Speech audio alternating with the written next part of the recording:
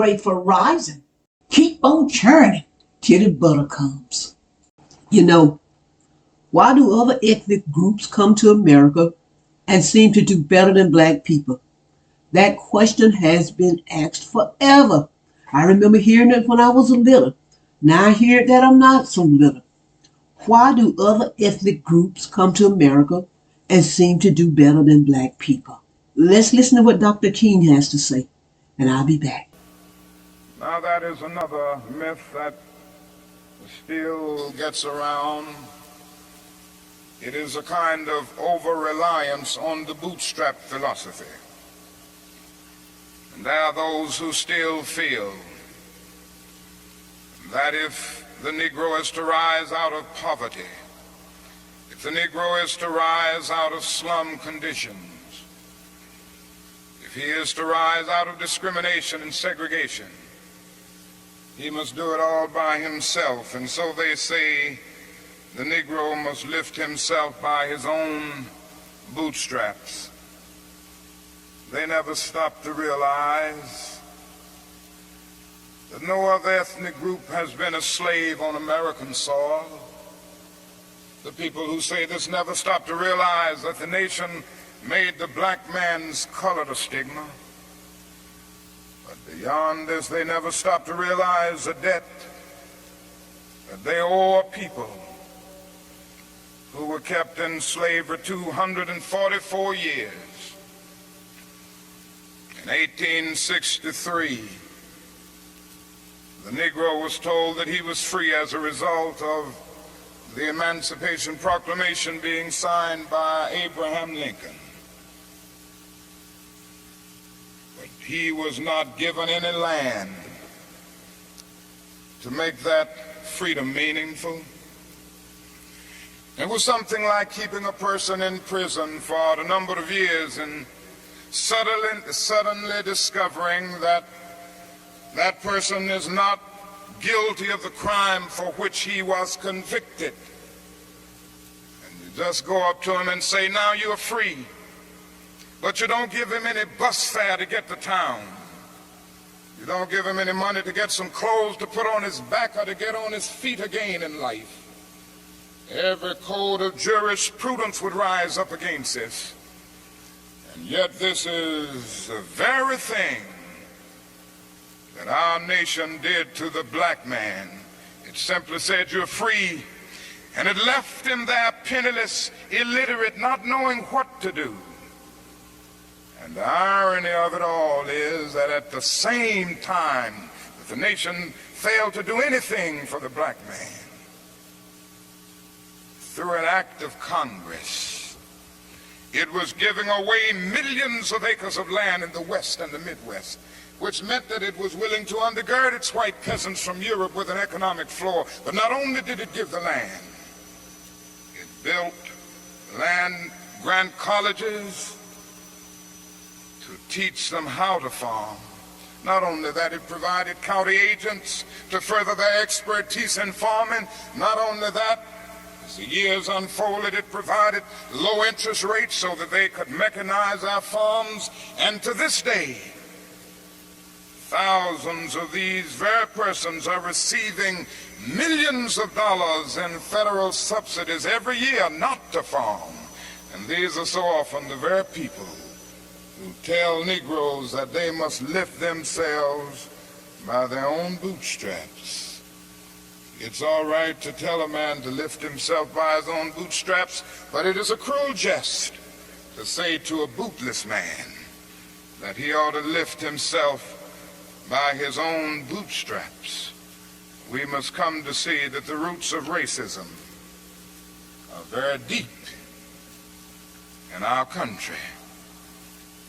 And there must be something positive and massive in order to get rid of all of the effects of racism and the tragedies of racial injustice.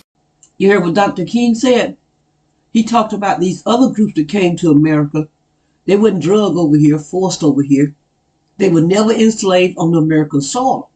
He seemed to be of the opinion that that makes a difference, and I agree with that. Dr. King talked about the different things. You know, And one thing that I got from what Dr. King was saying is that these other groups don't carry the generational weight. Our people deliberately strip the land, language, identity, and economic opportunities that happened to us as black people. Oh, now, slaves were freed, but this was in name only. We weren't given any land, we weren't given any compensation, we were not even given any resources. As a matter of fact, slave owners were given money, reparation. Did you know that? That slave owners were paid reparation? That's a whole nother video. We weren't given no government support to build a foundation. Notice what Dr. King said about the white peasants from Europe. Okay, they were given land. They were given land grants, business opportunities. I mean, they were educated on how to farm, and all these things were given to these white European peasants. But they weren't given to us. You know, and all this was done, it was a part of America's plan to build a white middle class. And then America tell black people to pull yourself up by your bootstraps. Now, Dr. King said some of these same white European peasants were telling us that. Pull yourself up by your bootstraps. But if you don't have any boots, where does the straps come from? Where? How does a man pull himself up by the bootstraps when America stole his boots? Not only did America steal the boots, America ripped the straps off the boots, locked the black man out of every store that sold a pair of boots. Now they're going to say, pull yourself up by your bootstrap? How evil is that? It's evil to demand self-elevation from a man left bootless by a society that turned his skin color into a stigma, something used to devalue, degrade, and limit him. You see, because, the reality is every systemic barrier black people faced and still face was engineered to keep wealth, opportunity, and power out of the black man's hand. So it's not a matter of effort, willpower, or ambition. It's a matter of starting decades, even centuries behind, and trying to climb a ladder that Americans deliberately built uneven. Black man, give yourself a standing ovation. I'm going to do a whole podcast to tell you, black man, why you should be proud of yourself. But for right now, I want to tell you, the next time someone asks why other groups do better, remember the facts. Freedom without tools is a cruel joke, evil joke. Education without access is a setup. And opportunity without land is a trap. So to try and measure black success against groups that were given a head start is to misunderstand history. And it's also to ignore the deliberate oppression that shaped every step of the journey. Black man, here again, give yourself a standing ovation. Black excellence is not accidental. Resilience is not a coincidence. Progress is not a given. It is the result of generations surviving, thriving, and pushing forward despite a system designed to hold them back. Now, see, I'm leading to my next podcast. So the next time somebody want to ask you about why we struggle, ask them why America gave us nothing to start with, and then tell them to step back, get out of the way, because still I rise. America, you took away the black man's boots and then told him to pull himself up by his bootstraps. Why did you do it? Keep on churning till the butter comes.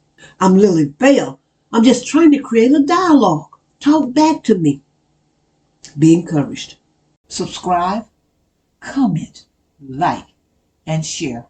Support our youth in any way you can. Keep on churning till the butter comes. Albert C. Richardson, a black man, patent the butter churn U.S. patent number 446470, February 17th, 1891. I'm Lily Bell. I'm just trying to create a dialogue. I leave you with this. If they close my book, you remember my story. A Nat Turner Runner production. Lock and load. Lily Bell. Be encouraged.